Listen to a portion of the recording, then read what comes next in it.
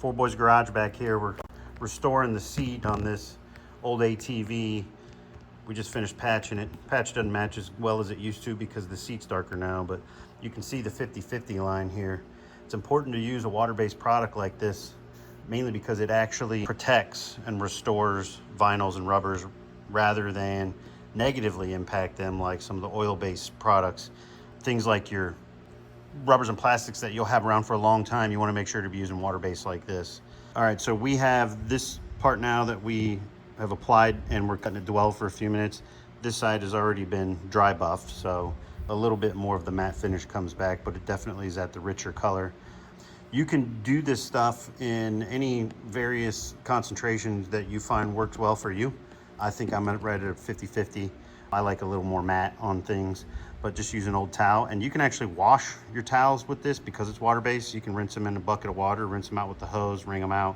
And we end up washing some of these until they get too bad, and then we toss them. But we're able to reuse them that way. So just a couple nice things about using a water-based product is that it's not negatively harming the surface you're using it on, but cleanup is easy too. All right, this stuff's especially good for like boat tires and stuff. These are just a few years old. I hit them when they were new, but they're gonna need a nice coat of this again for the season.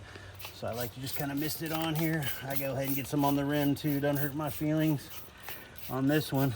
But these tires, they get old and they won't dry crack with this stuff like those oil-based products that actually break down the rubber compounds. And for these, they usually dry crack before they run out of tread on your boats and trailers and things. So that's why it's important to use a product like this. So boat tires, you're gonna hit the jet ski tires too. Got that one in good shape now for the season. I also like to do our ATV tires. They help things not stick to them. We also don't really get miles on these, so it helps keep them protected from the UV. You can also do your RV tires, your classic car tires, anything that will likely age out before it wears out. You want to be using water-based dressing on. We even use it on the plastics on the ATVs. Makes them look nice and rich again.